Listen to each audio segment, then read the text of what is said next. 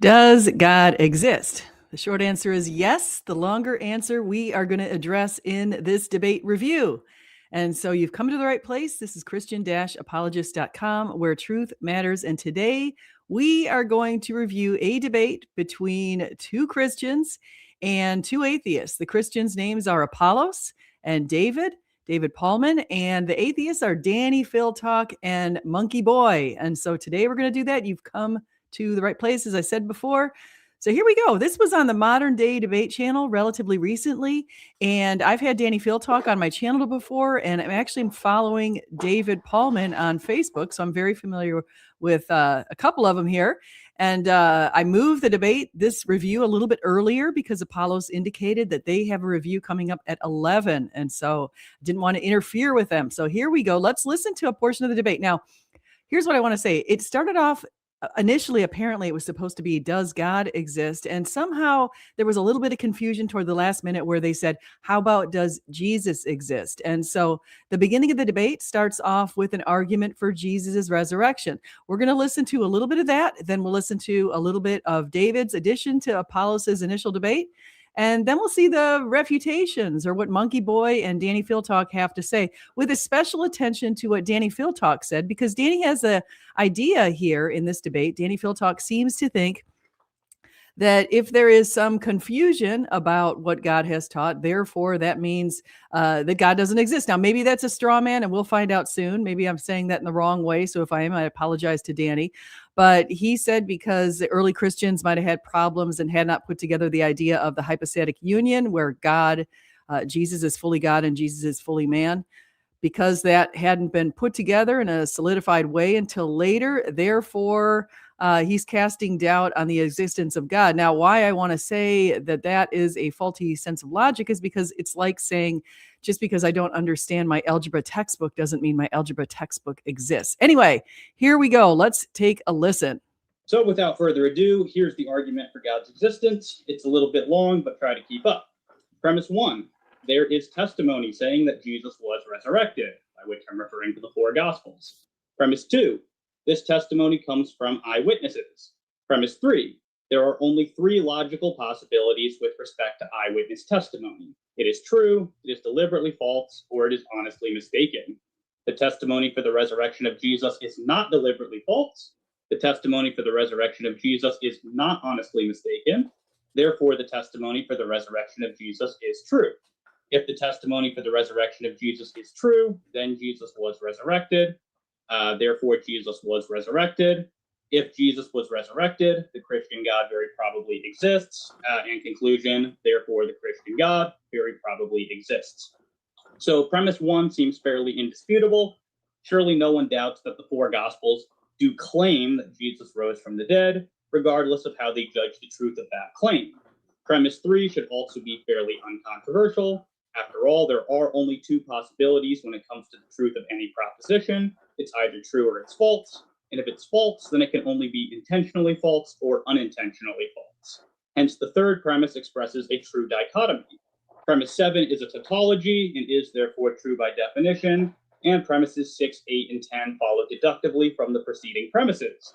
Hence, the controversial premises are going to be premises 2, 4, 5, and 9.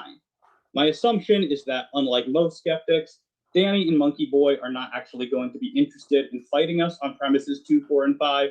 I suspect that they would rather fight about premise 9. I'll leave the defense of premise 9 to Apollos in his opening statement. However, for the sake of the audience, and in case Danny or MonkeyBoy do want to fight us on any of the other vulnerable premises, I will offer a brief defense of them now. Premise 2 asserts that the testimony comes from eyewitnesses. This should not be taken to necessarily mean that all of the Gospels come to us directly from eyewitnesses, since we do not believe that Mark and Luke come directly from eyewitnesses. However, as I will explain momentarily, we do believe that the information within them derives secondhand from eyewitnesses, as church tradition links Mark to Peter, and Luke explicitly tells us that his information comes from eyewitnesses. Premise 2 is controversial because most biblical scholars do not actually agree that the Gospels were actually authored by Matthew, Mark, Luke, and John, yet the evidence for the traditional authorship of the Gospels is compelling. Let me just add to that. Modern debates, modern scholarship, unfortunately, has taken a turn for the worst. And it all started probably around the 1700s and the 1800s in a lot of German universities, where they started criticizing whether or not parts of the Bible were true. And they basically looked at fulfilled prophecies in the Bible, and a lot of them had theological predispositions with respect to those prophecies. In other words, they knew that if there's fulfilled prophecies, that there has to be someone who's outside of space and time who can actually make the prophecies, God. And their tensions concerning God led to a lot of different belief systems, such as the idea of what they call the Deutero-Isaiah hypothesis, which is the idea that Isaiah was written by a school of Isaiah, people who Isaiah passed down information to over the years. And they say that because they can't stand the fact that in the book of Isaiah, there is King Cyrus that Isaiah in the year 722 predicted would come and would reign over the Babylonian kingdom, which wasn't even in existence during Isaiah's time. Isaiah also made a number of other predictions, and it makes people really uncomfortable. There is also some other doubts. There's people who doubt the authorship by Moses of the Pentateuch, and there are also people who try to late date the book of Daniel, again, for the exact same reasons. They're very uncomfortable. They've got their atheistic predispositions, or their priors, as it's called in this video. And so we see those kind of problems, but I don't want to go down that rabbit hole too far. I just wanted to point out that that was where a lot of this began. And so what we're seeing in recent scholarship is this idea with what they call textual criticism. And so a lot of scholars like Bart Ehrman and some others have looked at the text, and they try to say that there's a lot of problems in the text. And part of this actually stems, and there's somewhat attributable to the Protestant Revolution, if you will, or some people call it the Reformation. I would call it the Revolution because of that splitting of the church in so many ways. A lot of the consistency with the church is thus removed, and that tends to be a bit of a problem. So anyway, let's keep going. We're going to listen to more of this debate. I want to say hi to Apollos. He says, "Hey, SJ, yeah, originally the debate was, does God exist? But James titled the debate Christianity versus Atheism, which has the evidence. So a lot of us thought we missed the last minute email or something. Also, we met briefly when Jonathan Sheffield was our Ratio Christi director back then. Oh, that's when I met him. Okay, yeah, that's great. We helped prepare for Salah's debate. That's right. The abortion debate against Jennifer Bird. Yeah, that was quite the debate. Yeah, great seeing you again, Apollos. Actually, I'm going to open this up in case you want to join in. I did want to leave that open. Let me know in the chat if you want to join in. I will actually post a link if you're interested in coming on. I'd love to hear your opinion of this debate. I think that the outline right here at the beginning was really good. I completely agree with everything that David's saying. And so let's keep going. We'll listen to more of this. And I think that the most interesting part of this debate had to be this whole alien argument, what they called the what was the word? Deceptive surrogate argument. I have never heard that. Okay. So we're going to get to that. You guys, if you're listening, keep tuning in because this is an argument you have not heard probably. At least I hadn't heard it. I've been listening to these debates at least going back to at least 10 years, maybe 12, 15 years. But going back to this idea of the alien surrogate argument, not something I've heard to explain the resurrection. Here we go. We might bunch it into three broad categories: manuscript evidence, internal evidence, and external evidence. The manuscripts are virtually unanimous in their attribution of the Gospels to their traditional authors. No anonymous copies exist. Matthew's unique material mentions specific coins more than the others, which is more expected on the hypothesis that he was a tax collector. Luke identifies himself with Paul in Acts and the various we passages. Mark spotlights Peter more than the other Gospels, which would be expected if he were writing for Peter, as the external evidence consistently says. And John explicitly identifies the author as an eyewitness in chapter 21, verse 24. Lastly, the external sources are in near unanimous agreement about the traditional authors. The most significant of these is Papias of Hierapolis, who may have been writing in the late 1st century, the very same decade as the Gospel of John. He also appears to have been a disciple of John himself, and so he'd be ideally placed to know who wrote that Gospel. I just want to highlight what he's saying there, and that just to point out something. When people try to claim that the Gospels are anonymous, they have zero, literally zero ancient evidence in support of that claim. Zero. In contrast, as David has pointed out here, we have tons of evidence in support of Matthew, Mark, Luke, and John. In fact, they're specifically named by people like Papias, and you have Justin Martyr, but all four of them are named by Irenaeus, I should say. And Irenaeus wrote a book called Against Heresies. In fact, one of the things that the early disciples of Jesus had to do was to refute a lot of the heresies of the time. Now, later in this debate, they're going to bring up some of the heresies, and they're going to say that because of the heresies, therefore, we've got confusion with God, therefore we can't all believe in the Christian God. At least I don't want to straw man them. I need to figure out exactly what they're saying when they said that there's heresies and that they don't fully believe in the hypostatic union, and the idea of the Trinity is confusing to them. That seems to be something that they're using as an argument against God's existence. So, here we go. Look at this, guys. Hey, Apollos, how are you? How's it going, SJ? Nice seeing you again. Good. Nice seeing you too. I noticed you got a really good speaker. Oh yeah, for sure.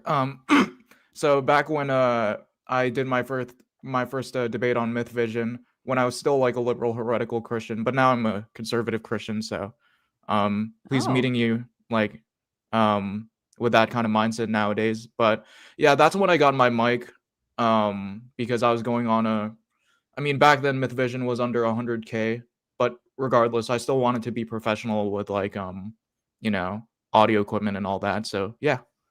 Yeah, that's great. Yeah, I haven't followed Myth Vision that much lately because for some reason I'm not seeing them on my feed very much, even though I'm following them. So I don't know. Yeah, so it looks like Derek's just pushing out like a bunch of like pre-recorded content, because I noticed like a lot of like his videos like relate to like clips or like videos that were already recorded years past, and he just reposts them on like a different channel, Myth Vision TV.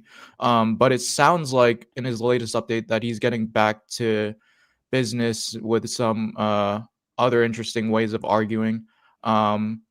Interestingly enough, I'm actually preparing a video in response to him, and it's going to be something like friendship broken or something like that as the thumbnail. Because we're actually good friends. But yeah, it's basically responding to this idea that the third person omniscient narrator disqualifies a historical text as being eyewitness testimony. And then I apply things like narrative criticism and modern journalistic studies. It's still in the works. But yeah, I apply those like kind of like areas of study to show that, hey, just because it's talking in the third person and seems to indicate some sort of like a third person omniscient like perspective doesn't mean that's actually the case when it comes to how they got their sources. So that's a great point. Plus, Jesus speaks of himself in the third person.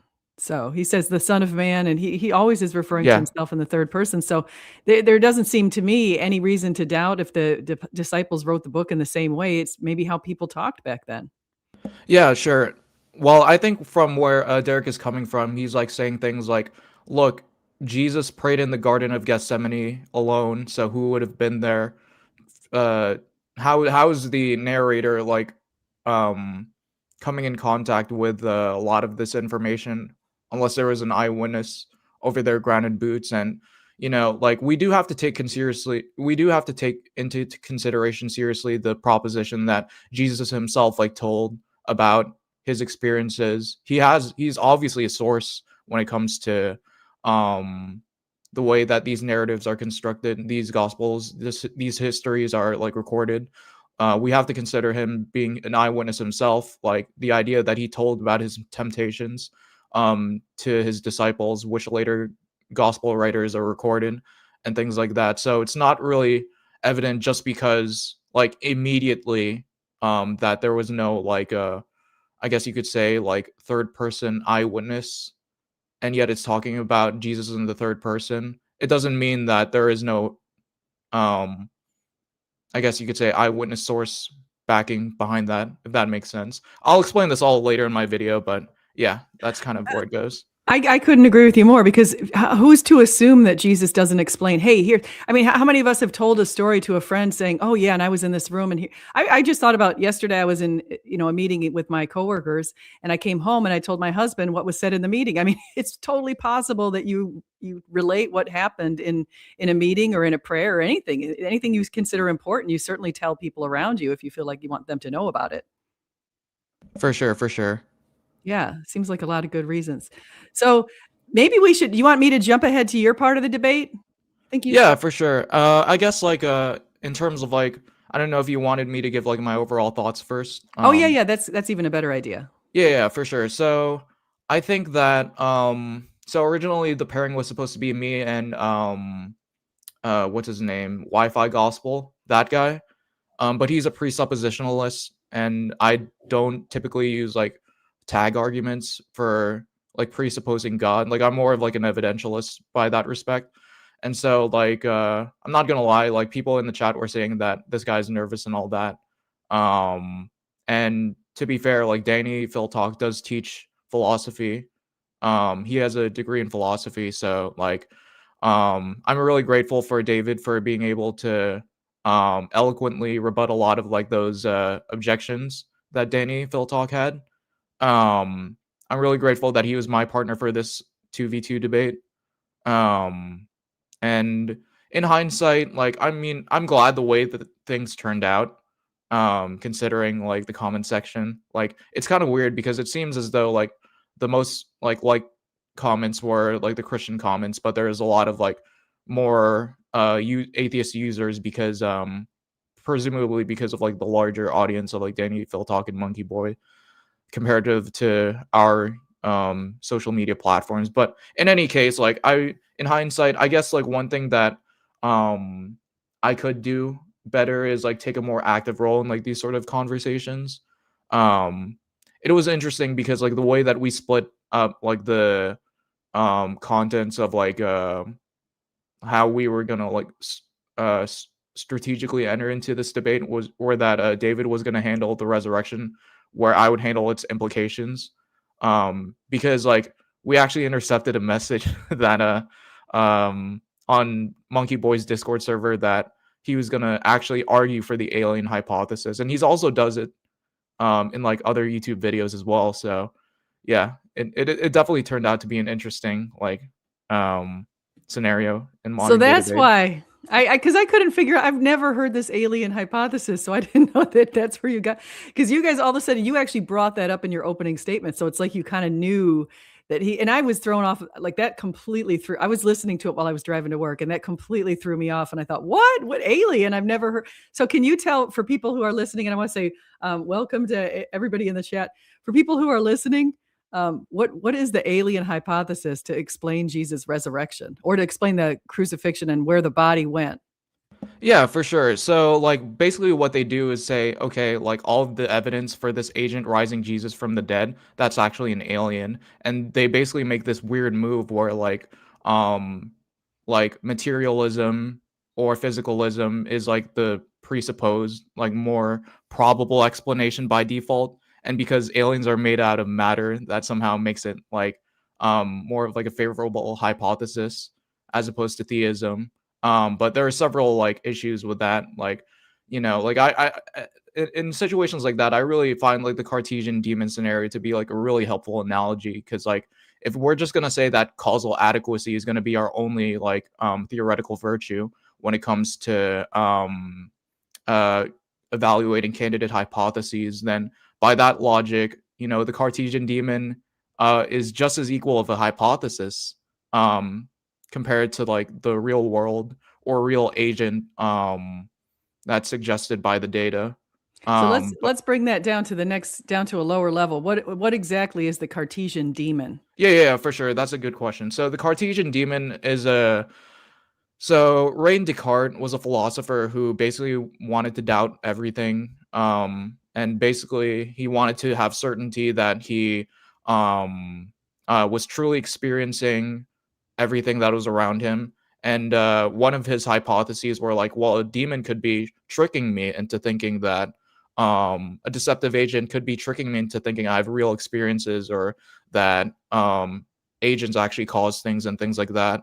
And he gave a little bit of a different response than what I gave, but that's essentially like the gist of the philosophical, I guess you could say the thought experiment, if you will. So Okay, so let me just back up on that because I'm curious. I actually, to be honest, I had not heard the Cartesian demon. That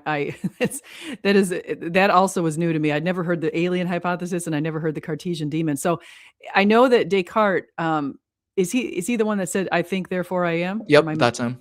Yeah, I think, therefore I am. So we have Descartes and some of his ideas, but then if he thinks there's a demon, so he wasn't fully naturalistic. He did believe there's an existence of a different level of living, like a spiritual existence. I'm not really like that familiar with like René Descartes. I just brought up like the Cartesian demon as like a comparative example, and I know that it comes from him. And if I might be wrong on this, but I believe cognito ergo sum, if I'm pronouncing that correctly, I think therefore I am, was actually his response to the Cartesian demon scenario. Okay. Yeah, it was saying because I think I therefore exist. Because some people have said, Yeah. no, you actually don't exist. You're in some, you could be in the matrix thinking you exist, but you Yeah. actually don't. You're part of, and I think maybe to put the flip side on the naturalistic view, maybe they say the demon is not like, I think of a demon when I hear that word, I think spiritual demon, but some people might argue, kind of like him and Neil deGrasse Tyson, that the demon is actually a physical being that's somehow outside of the earth. That controls everything. It's kind of like, did you ever read Stephen King's book Under the Dome? Not that one. It's a funny book because it's 2,000 pages and you can't put it down because that guy has a very gripping way to write. But he did this story where he's got like this little northeastern town and suddenly this gigantic glass sort of dome goes over it, but it's not quite glass. It's kind of like what Trump talks about with the Golden Dome. This huge dome goes over the town and people stop being able to breathe properly because the air's not circulating and all kinds of terrible things happen. But at the very end of the book, and I hate to be the spoiler, but at the very end of the book, who is in charge of the whole thing are these like evil sort of demonic entities that are outside of the world, but they're still natural. They're still like aliens. They're physical aliens that are really mean and they're playing a trick on everybody. And I wonder if that's the Cartesian demon and that's the Neil deGrasse Tyson view of like, instead of saying there's a benevolent God, a loving God, they say there's a malevolent being out there that's controlling us. What do you think about that? Is that what they're saying maybe? Yeah, for sure. I think that example that you kind of described like kind of fits with the gist of like MonkeyBoy's objection, because in his mind, like, it could be this agent, it could be that agent, and there's no way to scrutinize which candidate hypothesis is better than the other. But clearly one is directly maps more to the data. Like the disciples didn't preach anything about like super advanced technology or like a foreign species or spaceships or anything like that, or anything that is a liken to that sort of hypothesis. Things that we would expect under the alien hypothesis. And being evidentialists, as everybody claims to be an evidentialist, they don't have any evidence of aliens anyway. I mean, Elon Musk has said he's got 9,000 satellites flying all around the earth, and they've had 0 encounters with aliens. 0. Yeah, for sure. Like, so I mean, come on. Yeah, and I you need to travel faster than the speed of light in order to get to like a life permitting planet like ours. And I find it strange that that these super advanced aliens that can apparently teleport, leave no trace of evidence behind, can't even land their spacecrafts. So exactly, like, yeah, it's pretty wild. I endorse the Hugh Ross view on this stuff. I don't know if you know him, Reasons to Believe. But he basically says that there probably, there are, there's UFOs and then there's our UFOs, residual UFOs. There's some that are explained easily by looking at weather beam balloons and all the stuff that's in the air or the atmosphere. But there's some that aren't explained. And sometimes they do have these encounters with people that people claim. And there are a lot of claims like that. But he thinks that that's just demonic. Like there's any of those encounters were sort of demonic counters. That's how he thinks of it, which is why we don't see any of the evidence like you're saying. We don't see physical evidence. Yeah, for sure. Yeah. So you said something earlier that I wanted to hit back before we get to the debate. So I'd go back to the debate, but you said you've gone from a liberal Christian to a conservative Christian. And I did the same thing years ago. So I'm kind of wondering what brought you back to, and I don't know if it's back to being conservative or you started off liberal and you were always liberal. How did you come to where you are now? Yeah, for sure. So I guess part of it too was like just the state of Christian apologetics was like very focused on like minimalism, the minimal facts argument, and like appealing to scholarly consensus. And naturally, me being like super engaged in Christian apologetics, like I adopted the scholarly consensus for more of the periphery doctrines, but yet they're still important, to be fair. So things like the Exodus, I didn't believe in an Exodus. I thought that the Gospels were unreliable, that many of Paul's epistles were forged and all that. And it was an interesting time, me personally, in terms of like my spiritual development, because like you have like this dynamic where it's like you want to um abide in truth and be in communion with fellow believers, but obviously a lot of believers would take issue with the Exodus not happening, and Paul's letters being forged and all that. So like personally in church, there were some interesting things that were going on there. Now, as far as like what convinced me, in terms of like we shouldn't adopt the consensus as like a de facto, like ex cathedra, I guess you could say, default position, was just the idea that we can explain how these people came to their conclusions, like in terms of like the consensus. And I have a whole video on it, like what does consensus even mean? Like consensus of who? Like, for example, like it might be the consensus amongst, just broadly speaking, scholars that Jesus never claimed divinity. But if you actually look in those who specialize in Christological studies, it's very clear that they endorse something like high Christology. Like you'll go to like a I don't know, like an Enoch seminar.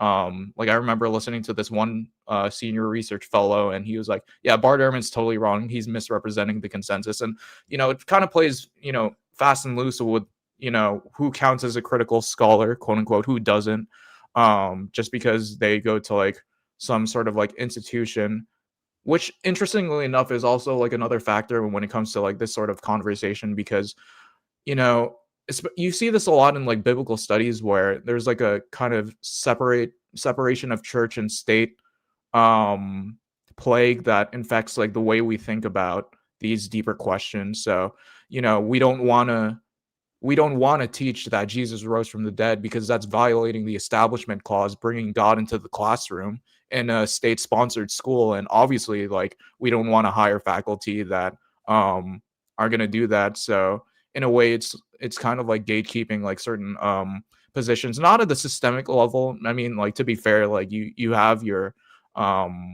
occasional like more conservative Christian who teaches at like an Ivy League university, but just like generally speaking, there are like issues with like diversity, equity, and inclusion for promoting these non-traditional ideas, and handing them out the PhDs, handing them out the tenure positions, in that university and what it stands for, and just understanding like that at the end of the day, as long as you have an account for how the consensus became the consensus, then it's totally within my rational ingenuity to reject the consensus. I mean, like, I'm not just gonna like adopt someone else's uh point of view and not do any of the thinking myself. Like, I'm gonna develop my own reasons. Like, I'm gonna think through it myself. Like, these are my beliefs at the end of the day that I'm gonna have to take charge for, and I'm not just gonna outsource it to like some scholar who says this is the consensus or whatever. So yeah, that was basically like one of the major hitting points for me when it comes to transitioning from liberal to conservative. Just the idea that the consensus isn't what people make it out to be, and it doesn't mean as much as what people make it out to be. So yeah. Those are great points, because it reminds me, I would call it cognitive indolence, when you're a little bit lazy and so you want to do group think and you jump on the bandwagon and listen. Oh, well, since so-and-so says that, I don't have to do the work. I can just agree with so-and-so. And if they say it's a consensus, well, that's even better. And so that's the challenge. They did a study one time where they had a bunch of people walk into an elevator and face the back wall. And they wanted to see if like it would pressure some new person. So the elevator doors open to this new person who comes in and sees that no one's facing out the door like you normally do. Instead, they're all facing the back wall. So the person faced the back wall, and then other people started facing the back wall as they're entering. And so you could just see how that plays. Like and I'm glad. I agree with you. I actually push back on a lot. Like, I just have that kind of personality that likes to push back. And so I pushed back on when I heard about this, like, Deutero-Isaiah theory and the late dating of Daniel and all that kind of, I made a ton of videos about that, but those kind of things, they're like, oh, well, this consensus now says Daniel was written in 165. I'm like, oh, that's convenient. You just wanted to say that because you can't stand the idea that Antiochus Epiphanes appeared then and Daniel predicted it hundreds of years before, so it's like it's so obvious to me what they're doing. And the sad thing is, a lot of the scholars that have come about, they've admitted in the earliest times, like the very founders of like Wellhausen and some of the other ones, they admitted their discomfort with the theological implications of prophecies. Therefore, they created their theories. And now people don't even bother with the theological predispositions. Instead, they start with the theory itself and act as if it's already ingrained in the workings or the writings of all these scholars. And now we all agree on it. And so they've jumped steps. And so it drives me crazy. 100%. Like earlier you were talking about like German scholarship being like the frontier of like biblical studies, and it's no surprise that, say for example, that in the early 20th century that people are saying that, oh, Jesus was not a Jew, he was a Hellenistic figure. And you could imagine why some early 20th century Germans would think that way. So they're totally, in fact, we're seeing a rise of that right now. It makes my blood boil, like some of the stuff that I'm seeing right now with people. And because it reminds me of when that happened already. Like we already saw that happen, and it's happened through the centuries, but especially got horrible with people like Julius Wellhausen. And I mean, they admitted they were known anti-Semites. And I've told a couple atheist scholars like Kip Davis and who's the other guy? Josh Bowen, maybe? Yeah, Josh Bowen. I've told them, I said, these guys are anti-Semites, and they're, oh no, don't say that. Well, I'm sorry, they were, and so was Martin Luther. I hate to say that too, but especially because my husband's Lutheran. So, but I mean, it's true. Like you listen to their writings, there was a terrible problem, and a lot of it didn't come out of Germany. So it's just is what it is. Yeah, for sure. But okay, so you want to hear? Let's listen. We're going to zoom ahead to some of your part now. I marked your part as being starting around. Oh wait. We've already, so your part his part ends here. I think I've got the wrong name. 10:15, I think I have marked down for where you started here. So zoom ahead. And if you want to comment on anything that you said here, I think that'd be great. I think so. Okay. Some of the pretense. It looks like some of the slides were chopped off because Zoom is kind of weird where whenever you're screen sharing, it kind of doesn't like a panel, and yet you can still see the other participants in the call. So James has to do the work of trying to fit all of that into a single screen, and I think that's why some of the slides got chopped off. But yeah, I mean, people can reach out to me for the slides that I prepared for that debate. Thank you. And if you want to I should put a link to your channel in here. I just subscribed, and I'm your 666th subscriber, which is terrible. Subscriber. Sure. I mean, so you guys need to go subscribe so we can have 667 subscribers to his channel at least. So I'm put a link to. What's the name of your channel in case people want to hear it right now? Yeah, it's Apollos_Christian_apologetics. Okay. 2 L's in the Apollos, I think. Yeah, it is. 2 L's in the Apollos, and then _Christian, and then _apologetics. Right. It's a little bit different for my Instagram and TikTok, but I mean, I try to be different in the way I approach Christian apologetics. I don't like just repeating arguments I've heard before. I like being really probative and asking the deeper research questions that no one has really asked before. So a lot of my featured videos, say for example, deal with I'll just give one quick example. One of the videos address this idea that guards at tombs or just deterrents or funeral custodians were very uncommon in Greco-Roman antiquity. And it kind of plays off this idea that guards at the tomb of Jesus are highly unlikely. And then I really questioned that assumption and wondered to myself, wait, do we have any examples in Greco-Roman antiquity where we do have say for example people guarding the graves of Egyptian dynastic rulers and stuff like that to prevent looting and stuff like that? And it turns out I was surprised to find that there were plenty of examples even within Herod's time and Palestine and Roman colonies and stuff like that, especially with these grand mausoleums dedicated to certain emperors. they would be a temporary guard station at a lot of these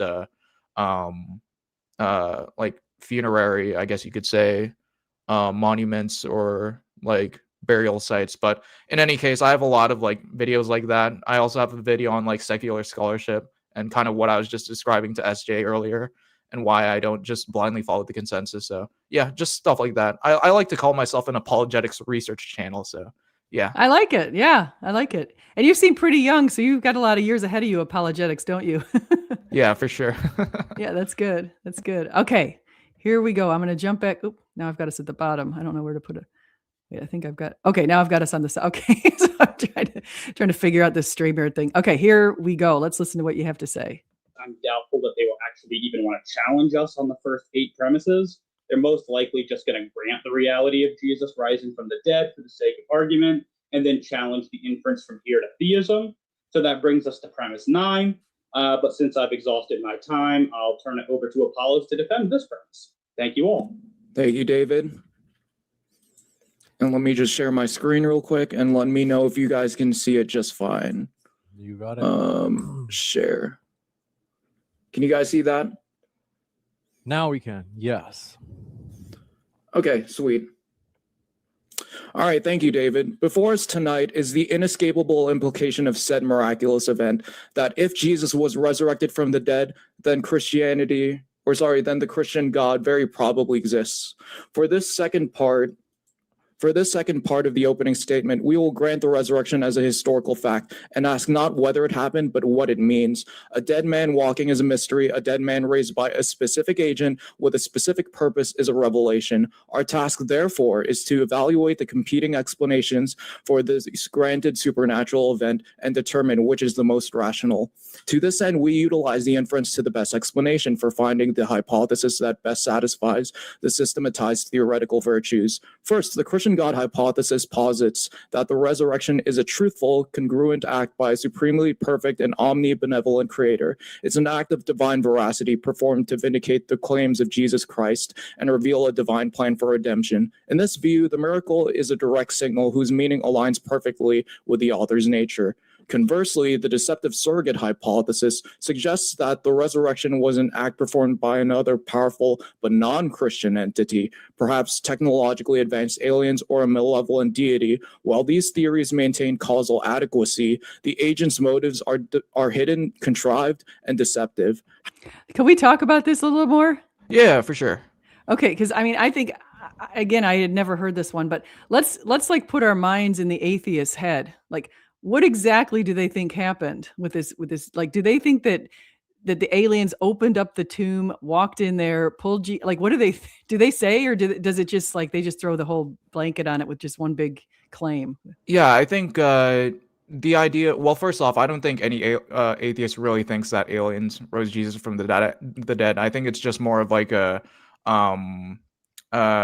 sort of like, I guess you could say, like, rhetorical point where they're trying to say, like, hey, according to your epistemology, you're not justified in believing in God, even if we grant that the resurrection happened.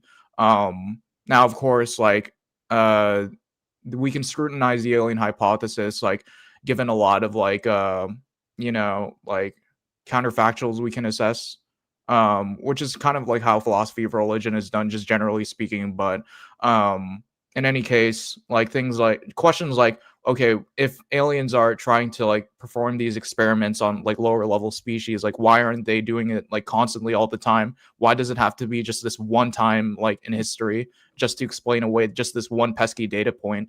Why is there no evidence that directly maps onto to the alien hypothesis directly? So, like, why is there no indications of like spaceships? Why is there no indications of clones? Perhaps because one of the weird alien hypotheses is that Jesus was cloned from birth, and then they swapped him out for the crucifixion, and then like his clone appeared as a resurrected body and stuff like that. So now, if I were the alien believer, now I have to say something. Years ago, I had this Twitter account that had quite a few. I had like 22,000 followers, and I posted a question, and it said, if you're an atheist, answer yes or no. If you're a theist, answer yes or no. And it was basically, do space aliens exist? And it was like significant, huge monster amount of atheists said yes. It's like significant amount of theists said no. And like, I'm like, what is this? How did all these atheists say, space aliens exist? And so if I were pushing back on you, if I put my atheist hat on, I would say, wait a second. No, but we've had claims, we've had thousands of claims people make that these, a spaceship boomed them up into the spaceship and like operated on them and poked and prodded them and then put them back on. What would you say to that? Yeah, for sure. So one of the objections that you could get is that hey, there are different miraculous claims throughout different like not necessarily even like religious traditions. You can even have like atheistic traditions that talk about aliens and stuff like that. And so like it does like kind of I guess you could say rely on the idea that the resurrection of Jesus is the most it's the most powerful miracle that needs a supernatural explanation, and it's the only miracle that doesn't have like a rival miracle to it. So there's Muhammad wasn't raised from the dead, say for example, or like Buddha wasn't raised from the dead. Like if we had two resurrections from two mutually contradictory religions, then yeah, that would pose a problem. So the move here that I would personally make is to say that the evidence for like alien abductions is really thin. You don't see like a lot of these people. Yeah, sure, they might be deluded and all that into thinking that aliens abducted them, but in a lot of cases, they're not really evidentially supported to the point where they're willing to die for it. They leave behind some residual evidence. And in the case of Jesus' resurrection, you're talking about things like the Shroud of Turin and the empty tomb. There are not like multiply independent attestations to a singular alien abduction, and so on and so forth. You don't really have like skeptics that are radically transformed for the rest of their lives. In a lot of cases, these are just instances of psychosis and delusion that plague many of these so-called alien abductions. So that would be the response I give. I know that some people. Yeah, for sure. I think that's a good response. It's interesting because this whole idea that you said that they might think that the aliens came down and they planted a clone and the clone was the one who was crucified or something like that. It's kind of similar to what some Muslims say that they think happened to Jesus, because in their book it says something really vague about, God didn't kill him, he brought him. And, so some Muslims think some other guy was crucified in Jesus' place, and no one seemed to notice it, just like no one noticed this mysterious clone, and no ancient people mentioned anything about aliens or said anything. Yeah. No even concept of it. No, not exactly. It's so crazy. Like, oh my God. There is one part that I want to get to, because I know you said you have a limited time, and there's a part that Danny said. I want to see. Would you mind if I zoomed ahead to get your opinions on a couple things Danny said? Yeah, for sure. All right, let me just look at the time here for Danny. He was coming in at 20. Okay, let me zoom ahead. So again, I think you guys did a great job. And one thing I want to say about this debate in its favor is a lot of debates get really testy, and there's yelling and there's making fun of the other side and there's all kinds of terrible stuff. But you guys epitomize what good Christians do. And actually, I think the atheists epitomize what good Christians do. Just like, you're supposed to be nice and civil. For sure. Okay, so let's hear what the reason why I want to get to this is because Danny basically, and I don't want to straw man him, so I really want your take on what he said, because he basically said something to my mind that was, if the earliest Christians weren't completely in alignment with what we believe today as far as the Trinity and the hypostatic union and some of these other things that were in the Nicene Creed, therefore the confusion means that we don't necessarily have to believe that God exists. I think he said something like that. I don't know. What did you hear about that? Yeah, for sure. So it's interesting because like it kind of ties into like a problem of evil-esque kind of like discussions where it's like, well, why does God allow for this kind of, I guess, confusion within his own like I guess like revelation or like wiggle, and then I guess like it's almost like divine hiddenness, probably more accurately speaking, instead of like a problem of evil-esque type of objection. Because you're dealing with how do you epistemologically assent to the claims of Christianity. And, at the end of the day, like, the Christian claim to begin with is that God is a God of love. And so he's not going to enforce, I guess you could say, make sure you dot your I's, cross your T's to the point where there's no room for interpretation or human freedom to like wiggle room to basically come up with our own understanding of God. Of course, there's basic orthodoxy that you have to be in alignment with, but you know, like at the end of the day, you know, free will is a really good in my opinion, I think it falls into the category of being virtuous. There's a specific virtue in Key's theoretical virtues. I think it's called an alethic virtue. You know, diversity within unity within Christianity. Mhm. So like, you know, that would be my explanation for, you know, well, I guess you could say my theodicy against like divine hiddenness. And And I would say that God, yeah, I mean, God doesn't like throw everything at us in Book of Genesis. Like in the Book of Genesis, we don't know the end story. It's like constant revelation as the story unfolds, and it's like it's still unfolding, and we're still unfolding what He gave to us in the Scriptures. You know what I mean? So I don't think we should yeah, for expect sure. that right as Jesus resurrected, that everyone's going to know every single thing about His nature and and his purpose and why he did all. I mean, how I think it's unfolding as people study it and examine it over the centuries. And Yeah, for God sure. reveals Like, more to people, you know? yeah, maybe you could make that argument against and this might be where like Danny PhilTalk and MonkeyBoy might have like been probing onto like the idea that a generic God would produce those expectations, but the way that me and David Pallman kind of like went about it, and in a way it was kind of weird because we were arguing for the Christian God specifically, and because the Christian God exists, therefore theism is true.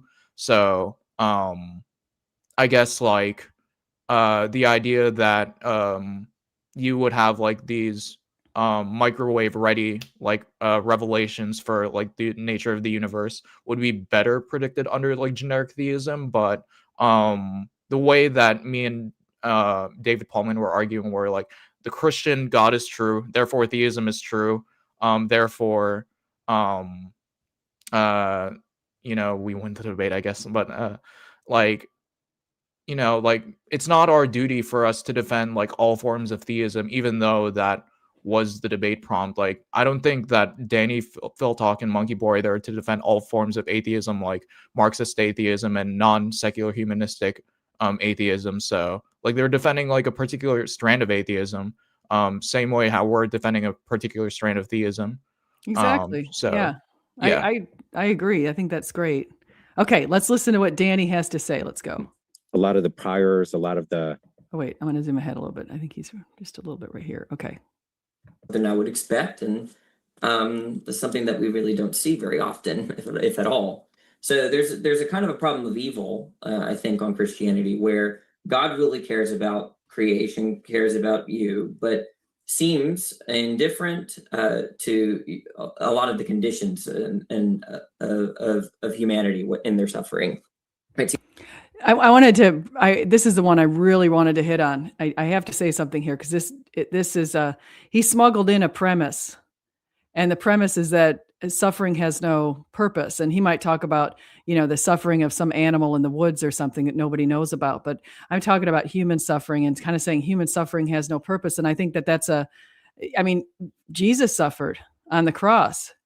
Yeah. So if we see Jesus suffer, clearly God is not against suffering, right? Because he knows that there's an ultimate purpose out of it. Same with, I think, even if we suffer in really horrible ways, I think that there's God, like he says, that, you know, he's going to make the best out of anything that happens on this earth.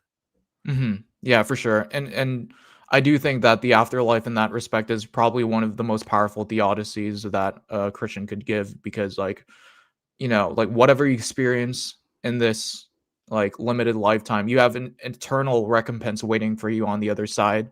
And I think St. Paul the Apostle has something along those lines, like in Romans, I believe, Yeah. that kind of uses that sort of phraseology as well. So Yeah, and it's kind of there's a father that I listen to a lot called Father Dan Rehill. He's an exorcist, actually, but he's got this thing where every once in a while Jesus gives him little signs and little things that happen. And one of the things was something about I think he said he was on the beach and Jesus gave him something like, okay, something that meant your life is basically a speck of sand and the beach is like the eternity.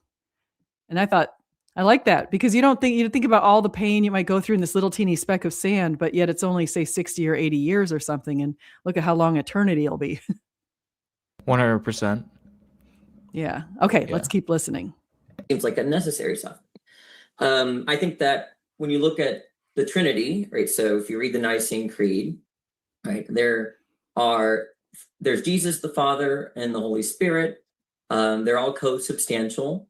They're all of the same substance. So they want to say that in their substance, they're one God, but they're distinct in their personhood. For those that don't know, it goes further than that. It actually says in the Nicene Creed that Jesus came from the Father, but not in a kind of a problematic temporal way where like I came from my dad, but in this like timeless sort of way where that form of causation is just not seen in causation. So he's completely right about the Nicene Creed. We're consubstantial. The Lord is consubstantial with the Father and the Son, and through the Father and the Son, he's worshipped and glorified, and through him all things were made. And it talks about that Jesus proceeded. I'm sorry, the Holy Spirit proceeded from the Father and the Son. And so he's right that it's hard for us to understand anything that's eternity, and that's God. And that's why I think all of us struggle to wrap our minds around it because our lives are so finite. What do you think about that? Yeah, for sure. So, like, yeah, I think that DannyPhilTalk is like importing a lot of like his experience debating Trinitarians. Me and David Pallman, by the way, are like Trinitarian Orthodox believers in that sort of doctrine. We just found it because, in one sense, yes, we were there to defend Christian theism, but it wasn't a theological debate at the end of the day. As insofar as it was like us defending the revelation of Christianity more broadly speaking. Mm-hmm. So like, even though I did say things like, Christianity is more than just like an epistemic list of propositions you mentally assent to. Like, it's a way of life. It's a, kind of just bringing up like the classification problem. Like, what are the list of necessary and sufficient propositions that atheists have to adhere to in order to be an atheist? Or like, we can use the same thing for any concept, like a chair. Like, okay, it needs to have four-legged. It has to be four-legged. What about three-legged chairs? Are those a thing? Like, if I cut off the tail of a cat, is it still a cat? If I take off its whiskers, is it still a cat? Mm-hmm. So like, I guess like part of it too kind of like leaned in that direction where it's like, we didn't want it to become like a theological debate. I think that makes a lot of yeah. sense. I think it's nice that the Nicene Creed was created because it does spell out a lot of our beliefs. And I think it spells out a lot of the beliefs of almost all Protestants that I know, definitely Catholics, because Catholics and Orthodox came up with that idea. And so the whole Nicene Creed. So it does the whole thing that I went before. I reverted to Catholicism. But one of the things that I just wanted to point out is I didn't really fully understand the idea of the one divine nature and three persons, like saying the Father, the Son, and the Holy Spirit are all each person's their own individual person, but yet they're united in one divine nature. And it's like, how do you understand that unless you understand the idea of like, there's a human nature, like, so all humans are of one nature. We're all the human nature, and there's a divine nature. So all God is of one divine nature. There's only one God. And so Jesus, the Holy Spirit, and the Father share in God's one divine nature, but yet we're three individual human persons. So person is aside from still with a human nature, but aside from that, we're just persons, like three individual persons. So you can be a person of divinity and a person of humanity. And it's hard because it also, he talks about the hypostatic union where Jesus is fully God and yet fully man. And again, that's hard for people to understand, but it's a doctrine that others have thought through quite more than I've had a chance to do. Yeah, for sure. Like, and part of it too was like, we knew that DannyPhilTalk has debated the Trinity before, and like,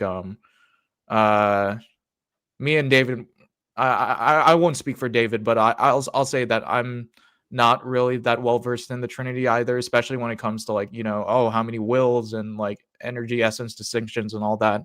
I know some friends like in our Discord servers that I run are experts in that, and I guess like we just kind of like for the purposes of strategizing for the debate, we didn't want to get bogged down in that. So And I because think it's really valuable to understand that you don't need to know that. Like that is something that if you want to dive into understand your belief system all the way down the rabbit hole, go ahead and do that. But that is absolute. Like what do you think is needed? Like to say you're a Christian, what do you actually need to believe? Like what do you need to show people? yeah, for sure. So like, you know, I would say that there are way more important doctrines.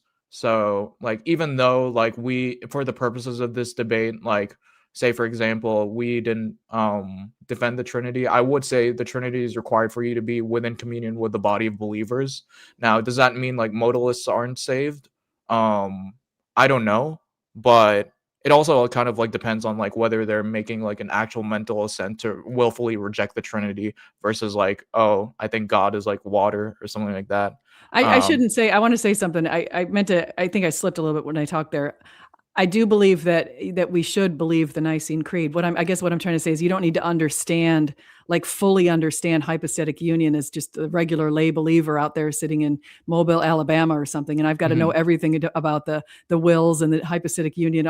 You don't need but what I'm trying to say is you don't need to get that really sophisticated stuff. You could be pretty simple believer in Jesus and you endorse the Father, the Son, the Holy Spirit, and all that kind of good stuff. I guess that's what I'm trying to say. Yeah. And I guess like what I was trying to say was that, like obviously there are more to draw the analogy with like a cat, there are obviously more important properties that are that we would associate with a cat, but it's not like as if we were to remove one property that we would be confident in saying, yeah, that's not a cat anymore. Perhaps like in a more cumulative I guess you could say scenario, you're saying, okay, it doesn't have whiskers, it doesn't have the DNA, it doesn't have it doesn't fit the species of cat that we are aware of, so it's probably not a cat. So in the same way, like I would look at the fruits of the spirit of a Christian. Like, do they confess the Trinity? Do they go to church?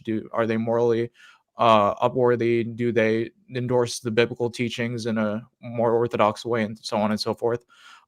So hopefully that helps in answering the question. So I yeah. think so. I think you did a good job. So I actually think you guys. Okay, I'm going to go to listen to a little bit more here. I know we're butting up on when you're going to have your review, and I'm going to be listening to that. Yeah, for sure. So here we go. In creation.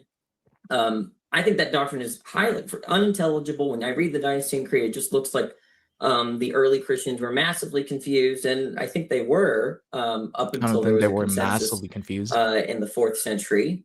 There were debates about among Arians and Trinitarians about the divinity of Christ, and I think that really lowers the probability of Christianity.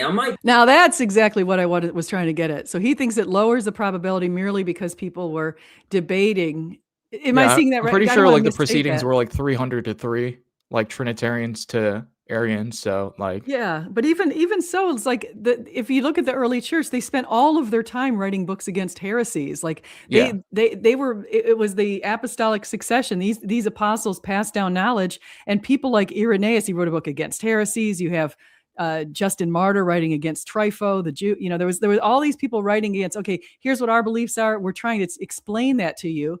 And it kept following. It followed with Jerome writing against Helvidius, Origen writing against Celsus. I mean, they spent their whole time battling heretics because there was one view that was passed down from the apostles, and they refined that through time. Yeah, for sure. So do you think it lowers the probability of Christianity if the early believers didn't have like this full grasp of some of the doctrines we have today?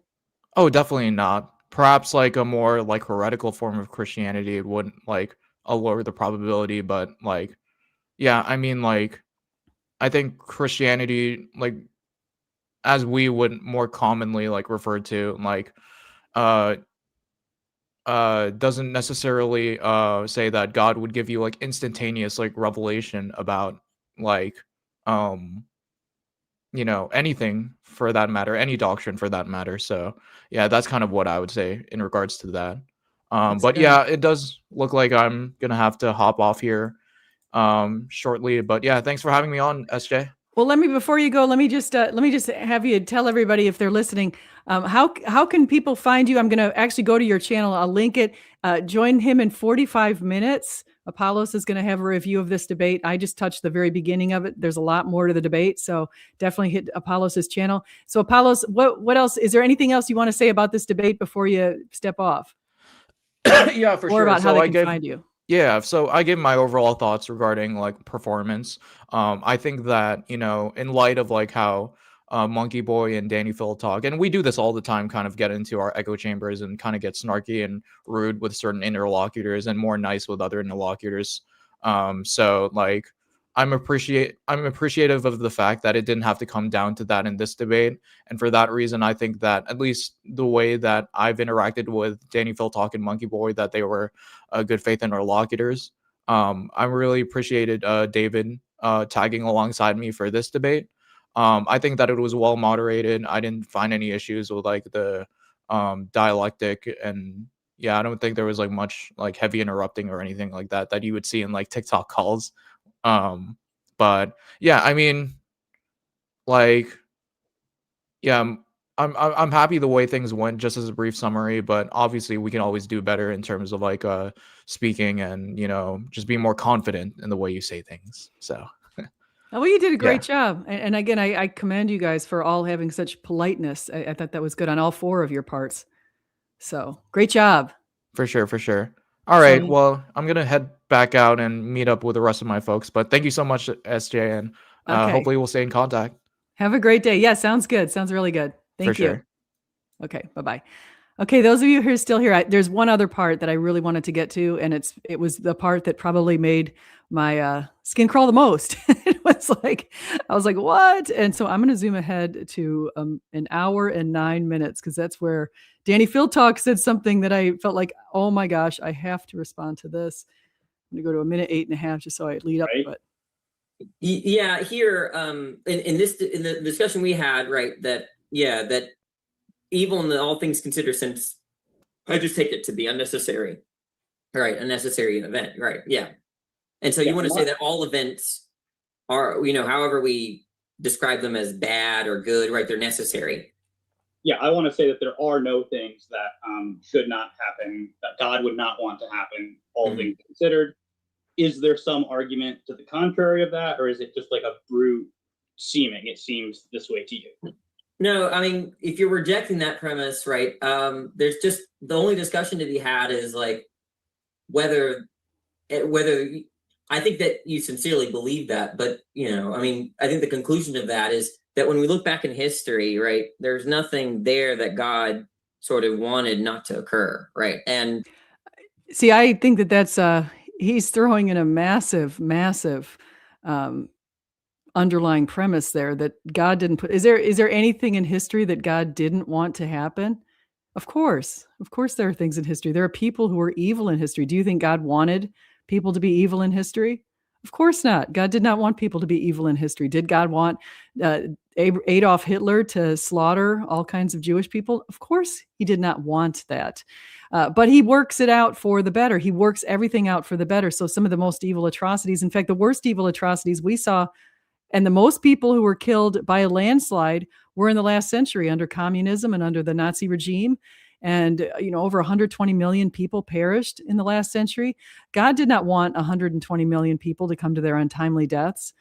But as was noted quite a bit through the scriptures and also through apparitions of Mary and some other places, we need to repent. Humans are sometimes they go awry and we do the wrong things. And sometimes people do stuff like in Haiti, apparently going years back, the leader of Haiti consecrated the nation to some demons. And the leader of the Dominican Republic on the same island of Hispaniola consecrated the island to God, to the Christian Lord. So when you notice, and I haven't pointed this out myself, this was pointed out to me by people like Father Chad Ripperger, when you notice that when the hurricanes hit and all the other major natural world disasters, a lot of times they tend to zero in on Haiti. Now that seems horrible. But if you do evil things, there's a certain license for the evil spiritual portion of this world to commit evil atrocities. And we have seen those through the centuries, and that's based on human sin. So the more we sin, the worse off we are. And unfortunately, from what I'm hearing from all kinds of people, whether they're lay or they're priests or pastors, a lot of people think that this generation is probably the most sinful of all of the generations, maybe going all the way back into Noah. So we don't know what exactly happened prior to Noah, except for it was really evil. Now, what if we're even worse than that? It's possible. It's possible. And so we have to think about that. If we live in this state of original sin and we inherit a lot of times some of the sins of our parents, the sinful habits of our parents, and a lot of times we do very sinful things, we bring on more sin, and that can bring on more evil, and that can unfortunately give the demonic or the dark forces in the world a license to be able to do some of the most evil things that they want to do, or to inspire evil actions from people. And so I can say that that's probably what happened under like the World War II regime, under the Nazis. It certainly happened under people like Joseph Stalin over in the USSR, Lenin over in USSR. I mean, they intentionally starve people to death. And it's happening today. You could see it with Nicolas Maduro, and he's been a brutal dictator. He's done some horrible things to his people, leading to over 90% of them are impoverished. Some of the stuff that I've heard that's really disgusting out of North Vietnam with the leader there and his intentional starvation of people. So if you're constantly looking for food, and I've heard this from people who've been able to escape that place, when you're constantly in search for food, every day you spend looking for something to feed yourself, you have no time to rebel, no time to think, no time to study, no time to work yourself out of this horrific situation in which you're forcefully being starved to death. We saw that happen during the Holodomor. So yeah, we see a lot of evil in this world. And to say that God actually wants that, I think is erroneous. I think a better way to say it would be God permits that. God allows that. And unfortunately, because God is ultra justice, ultra mercy, and ultra love, through his justice, he also has to, we have to understand that there's also justice for people who want to commit evil through our free will. So if you want to commit evil, you commit evil. And God is known to make the best of things. So that's the thing. Where sin abounds, grace abounds all the more. So God can figure out a way. In fact, I think I've heard that J.R. Tolkien did something like that with his book, Lord of the Rings, where what he did was he wrote a book just to kind of create the idea that we can understand where no matter what evil is throughout the world, no matter what is perpetuated, no matter what God has permitted, no matter what has occurred, God takes all things for the better, and he can make all things for the better. So sometimes, like I've heard the story of Father Chad Ripperger, and he talked about, actually not him, it was another one, Father Dan Rehill. He unfortunately was abused by a priest when he was 11 years old, which is pretty horrific. But God now works through him to get to people who are in prisons and in all kinds of other places who faced some of the same kind of abuse. He's influenced hundreds of people to understand that sometimes God uses the victim to heal the perpetrator, which sounds like a terrible thing to some people. Why would he use the victim to heal the perpetrator?